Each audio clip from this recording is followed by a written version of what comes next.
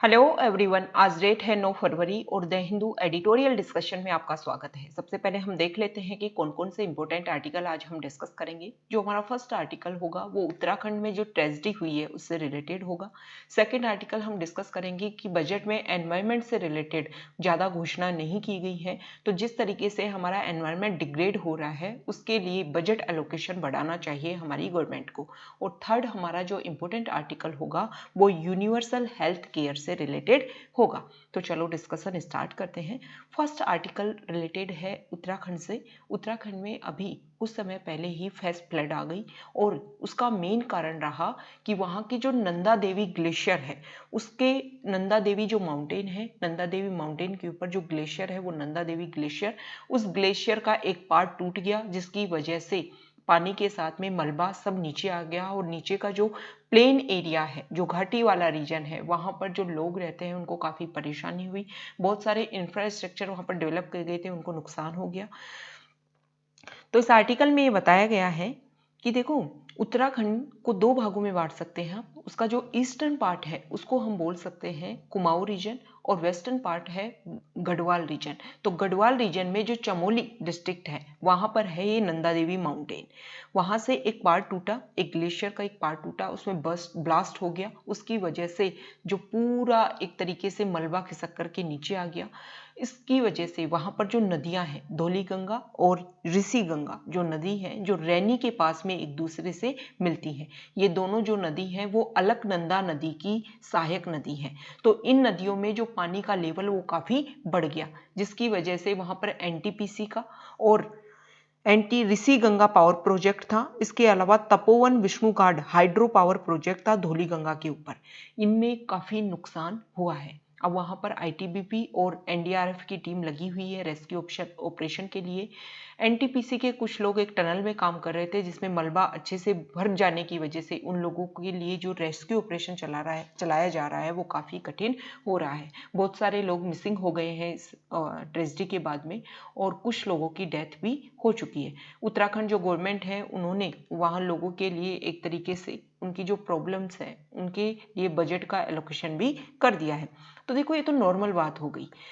अगर हम कंसर्न की बात करें कि ये जो ट्रेजेडी हुई है ना वो हमें रिमाइंड करवाती है जो 2013 में केदारनाथ ट्रेजेडी हुई थी। सेम इसी तरीके से वो उस समय क्लाउड बस्ट हुआ था और जो ग्लेशियर जो माउंटेन्स हैं उनका सब कुछ सिल्ट नीचे खिसक करके आ गया और जो नदियां हैं उनका वाटर लेवल इंक्रीज हो गया और फ्लैश फ्लड आ गई। फ्लैश फ्लड क्या होती है? एकदम से जब वाटर लेवल इंक्रीज हो जाता है ना, तो उस वाटर लेवल को एब्जॉर्ब करना नदियों के लिए बस की बात नहीं होती, क्योंकि नदियां भी एक तरीके से उनका भी जो बहने का एक तरीका है, प्रोसीजर है, वो नियमित है। जब उसमें इरेगुलरिटीज क्रिएट होती हैं तो उसकी वजह से फ्लड आ जाती हैं। तो हम कंसर्न देखेंगे कि क्या कंसर्न है जिसकी वजह से ये प्रॉब्लम्स बार बार क्रिएट हो रही हैं। देखो, जो फर्स्ट कंसर्न है वो अर्थ की एक रिस्क रीजन है। ये हिमालयन वाला जो रीजन है, बहुत सारे एनवायरमेंट एक्सपर्ट इसके लिए डिक्लेयर कर चुके हैं कि ये बहुत ज़्यादा सेंसिटिव रीजन है। इसमें आप ज़्यादा कंस्ट्रक्शन मत करिए, लेकिन टूरिज्म को बढ़ावा देने के लिए। दूसरा, यहाँ पर बहुत सारा जो रिवर्स हैं वो एक तरीके से वैली में आकर के गिरती हैं, जिसकी वजह से यहाँ पर हाइड्रो पावर प्रोजेक्ट बहुत ज़्यादा इंस्टॉल किए जा रहे हैं। पहले भी बहुत सारे एनवायरमेंटलिस्ट थे, उन्होंने जैसे सुंदरलाल बहुगुणा, गोरा देवी, इन्होंने चिपको आंदोलन में यहाँ के जो लोग हैं उन्होंने भाग लिया और यहाँ पर जो हाइड्रो इलेक्ट्रिक प्रोजेक्ट है जो इंस्टॉल किए जा रहे थे उनकी तरफ लोगों का ध्यान अट्रैक्ट किया कि एक तरीके से जो इको सेंसिटिव जो जोन है उसको आप नुकसान पहुंचा रहे हो। 1991 में जब यहाँ पर टिहरी डैम बनाया जा रहा था तो बहुत सारे लोगों ने रेड फ्लैग लेकर के, रेड फ्लैग मूवमेंट के नाम से विरोध किया था, लेकिन उन पर ध्यान नहीं दिया गया और इसी का नतीजा रहा ये जो बहुत ज़्यादा कंस्ट्रक्शन इस एरिया में किया जा रहा है, उसी की वजह से रहा कि 2013 में बाढ़ ने केदारनाथ में सब कुछ नष्ट कर दिया।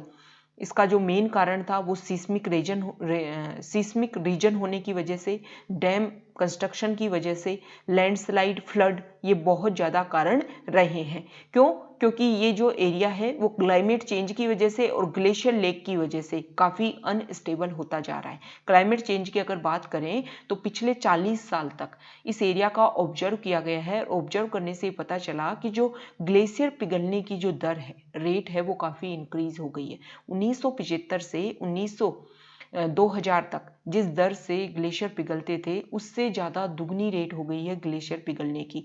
टेम्परेचर बढ़ता जा रहा है अर्थ का, जिसकी वजह से बर्फ कम गिर रही है और ग्लेशियर ज़्यादा पिघल रहे हैं। ये क्लाइमेट रीजन का कारण हो गया पहला। तो दूसरी जो प्रॉब्लम है कि यहाँ पर डैम डेवलपमेंट बहुत ज़्यादा किए जा रहे हैं।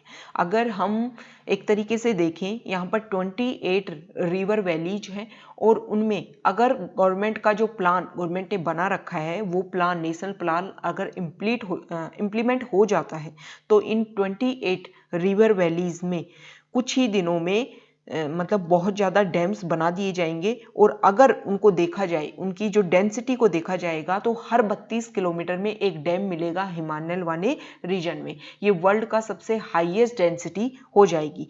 तो देखो, ये जो डैम बनाए जा रहे हैं, डैम से हाइड्रो पावर को जनरेट किया जाएगा। इसलिए किया जा रहा है ताकि जो कार्बन एमिशन है वो कम से कम हो सके।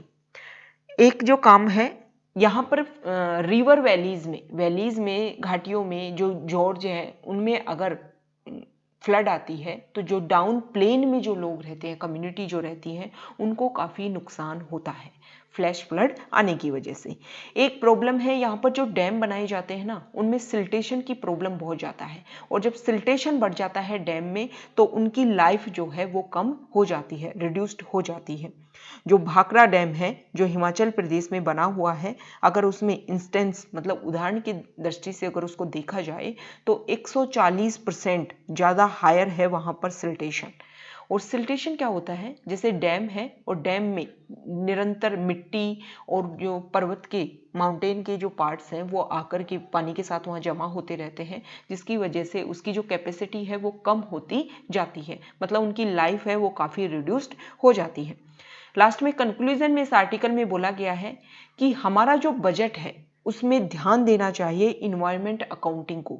नीति आयोग को इसके लिए अवेयर होना चाहिए, सोचना चाहिए कि इन्वायरमेंट अकाउंटिंग को ध्यान में रख करके जो भी पॉलिसी बनाई जाए उसमें इन सबको ध्यान में रखा जाए।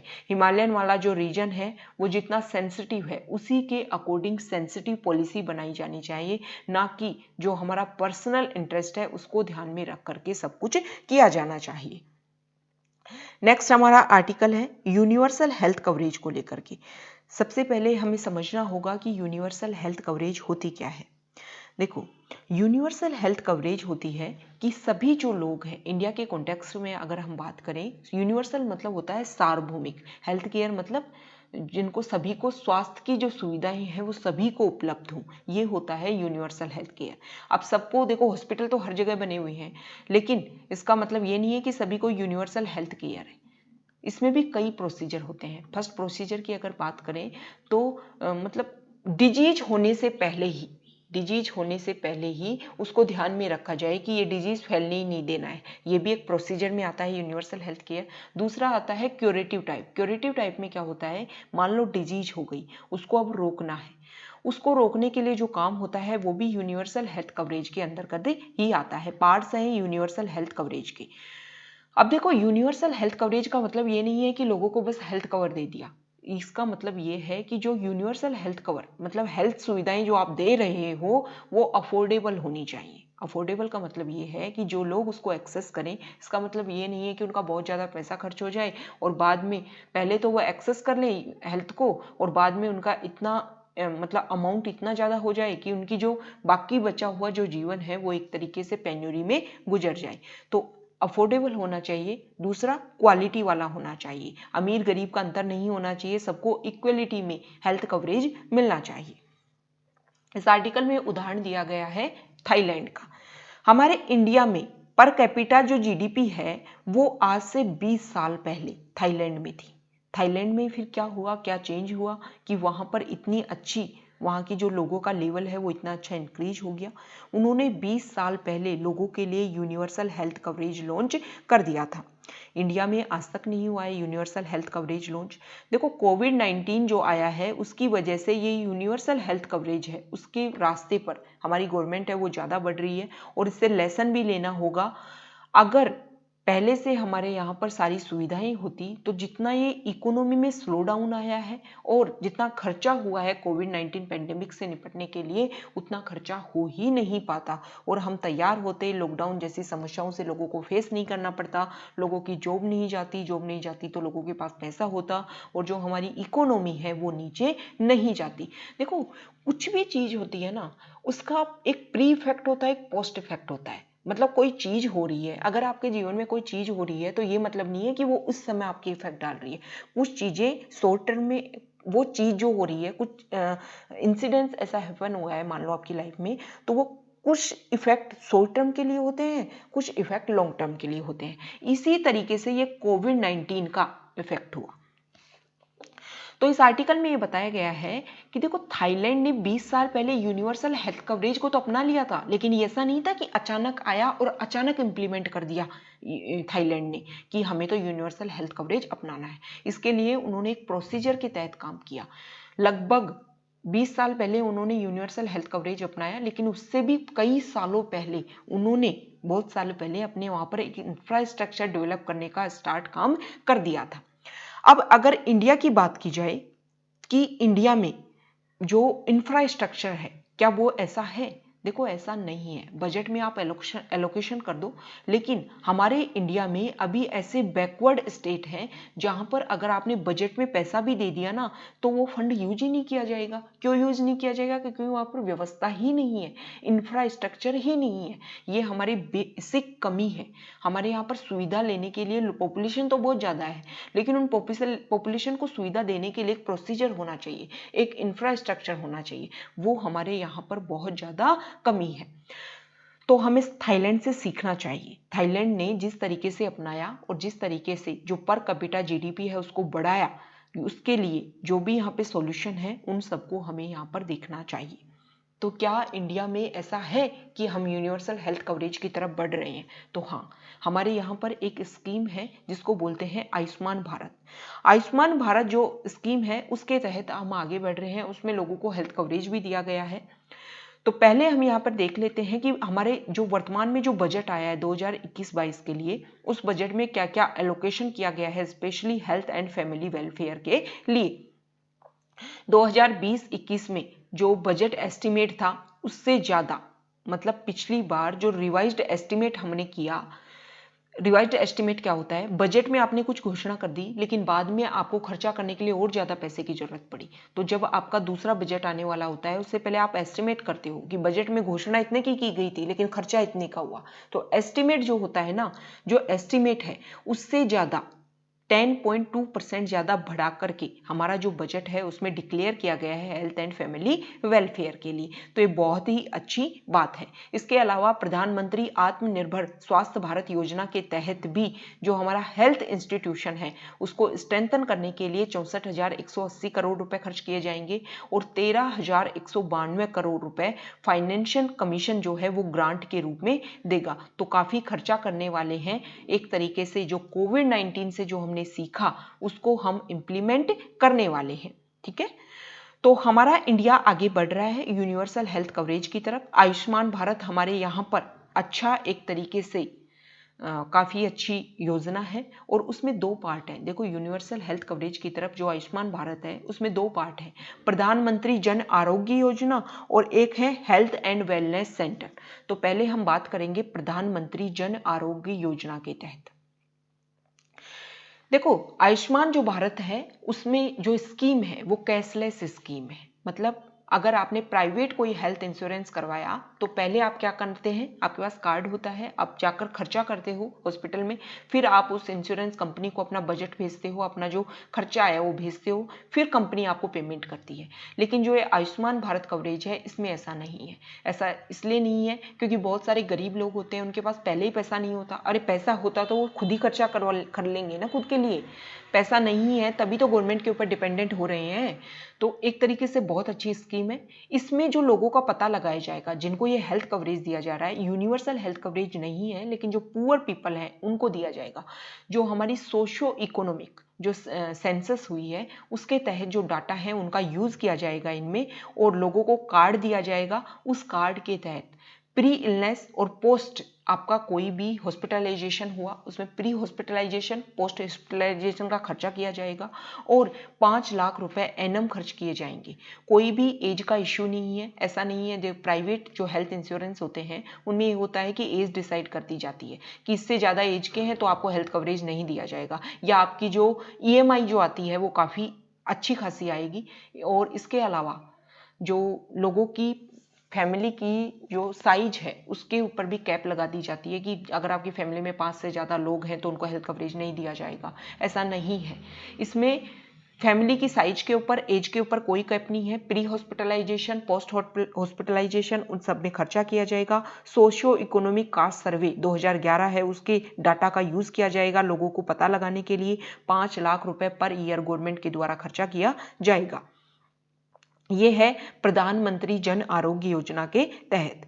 इसमें जो नेशनल हेल्थ एजेंसी है उसको स्टेट हेल्थ एजेंसी के साथ में मतलब जोड़ा जाएगा और दोनों मिलकर के एक साथ इसमें काम करेंगी।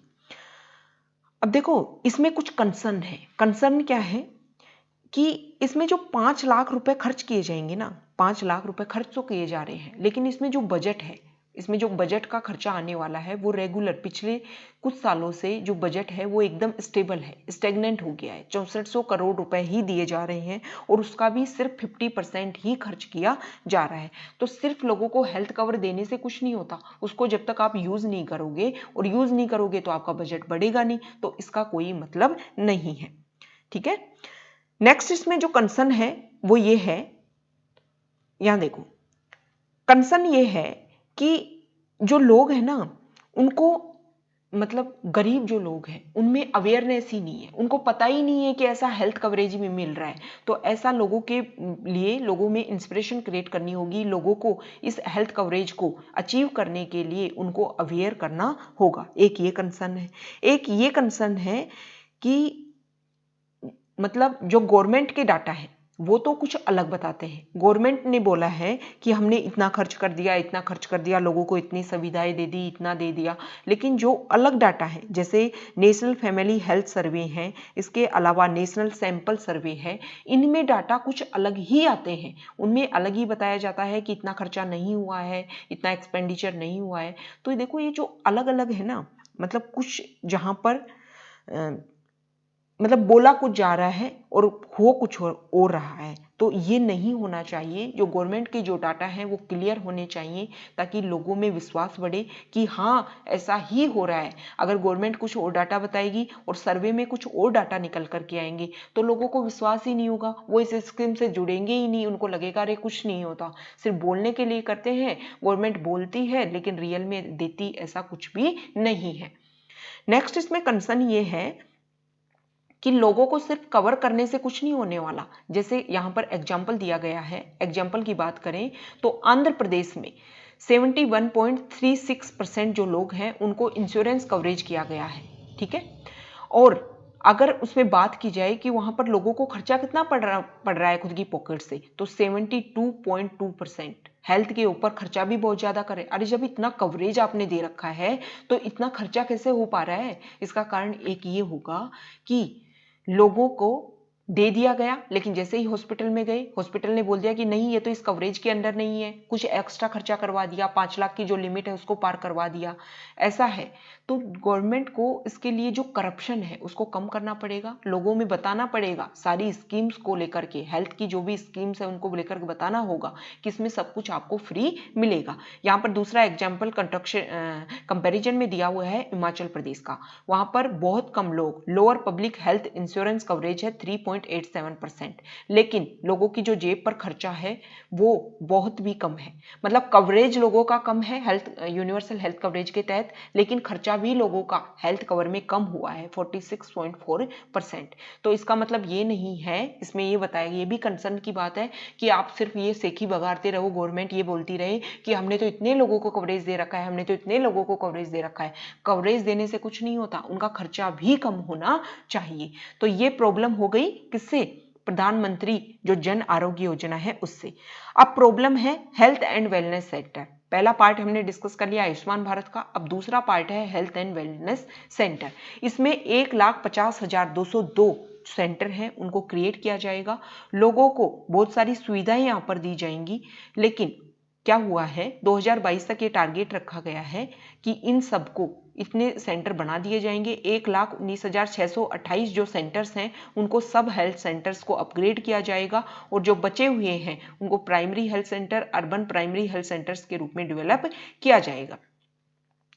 देखो ये जो सेंटर्स हैं यहाँ पर लोगों को फ्री मेडिसिन दी जाएगी, उसके अलावा जो टेलीमेडिसिन की सुविधा दी जाएगी, योगा सेंटर होंगे, इसके अलावा और भी ज़्यादा यहाँ पर क्या किया जाएगा, खर्चा किया जाएगा।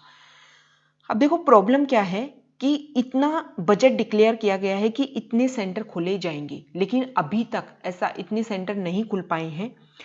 2 फरवरी तक अगर डाटा की बात करें तो 58,155 health and wellness centre operational है, और जिनमें से 34,733 सब हेल्थ सेंटर हैं, 23,422 प्राइमरी हेल्थ सेंटर और अर्बन प्राइमरी हेल्थ सेंटर्स के रूप में डेवलप हुए हैं। इसका मतलब जो बचे हुए 92,047 सेंटर अभी डेवलप करने हैं दिसंबर 2022 तक, ठीक है, और 84,895 सब हेल्थ सेंटर डेवलप करने होंगे। तो यहाँ पर डाटा दे रखा है कि क्या टारगेट है, कितना हो चुका है और कितनी अभी कमी है। अब यहाँ भी कुछ कंसर्न की बात है। कंसर्न की बात यह है कि इसका जो बजट है वो 1900 करोड़ है in health and wellness centre का। देखो लेकिन प्रॉब्लम क्या है, वैसे तो एक अच्छी बात है कि पिछले साल की अगर तुलना की जाए तो 300 करोड़ ज्यादा बढ़ करके आया है। लेकिन 2018-19 से ये health and wellness centre initiative start हो गया था, लेकिन अभी तक जो टारगेट्स हैं उनको हर साल बढ़ाया नहीं जा रहा है। ज़्यादा एक जो मतलब एक तरीके से जो इंक्रीमेंट होना चाहिए इन सेंटर्स में सुविधाओं का और इन सेंटर्स की जो संख्या है उनमें ज़्यादा देखने को नहीं मिला है। लास्ट में इस आर्टिकल में बोला गया है कि जो भी हमारी योजनाएं हैं उनके ऊपर हमें ज़्यादा फोकस करना होगा, स्पेशली हमें बजट एलोकेशन के लिए काफ़ी काम करना होगा। हेल्थ हमारा मेन इशू है, उसके ऊपर कोविड-19 के बाद से जो कंसर्न है वो काफ़ी क्रिएट हो गए हैं, हेल्थ काफ़ी इंपॉर्टेंट हो गया है, तो लोगों को इसके लिए सोचना चाहिए। स्पेशली हमारी जो गवर्नमेंट है उसकी स्कीम इस तरीके से होनी चाहिए कि इनके लिए अच्छे से लोगों को अवेयर किया जाए और जो बजट में एलोकेशन है वो भी काफ़ी किया जाए। नेक्स्ट जो हमारी न्यूज़ है वो एनवायरनमेंट से रिलेटेड है। इसमें बोला गया है कि एनवायरनमेंट को डिग्रेड किया जा रहा है।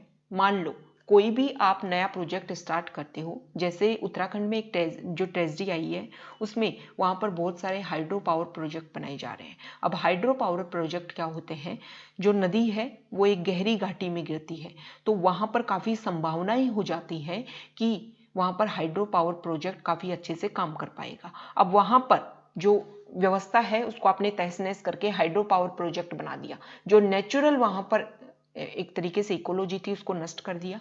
बाद में आप उसके लिए कंपनसेशन करने के लिए पैसा दे दोगे कि इसके जगह पर यहाँ पर मान लो बहुत सारे पेड़ उगे हुए थे, उनको काट दिया गया, वहां डैम बना दिया गया, अब इनको कंपनसेट करने के लिए आप पैसा दे दोगे, ठीक है, ये तो एक बात हो गई। लेकिन जो वहां पर नुकसान हुआ है ना उसको आप पैसे से कभी भी कंपनसेट नहीं कर पाओगे, ऐसा इस आर्टिकल में बोला गया है।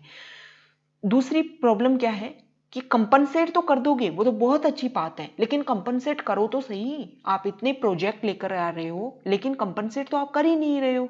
जैसा बोला जा रहा है कि कंपनसेट करने की जरूरत है, कंपनसेट तो किया ही नहीं जा रहा है। यहाँ पर डाटा दिए गए हैं कि जो हमारा बजट है उसमें ministry of environment, forest and climate change के लिए जो बजट है उसका रेगुलर जो एलोकेशन है वो रेगुलर घटता जा रहा है।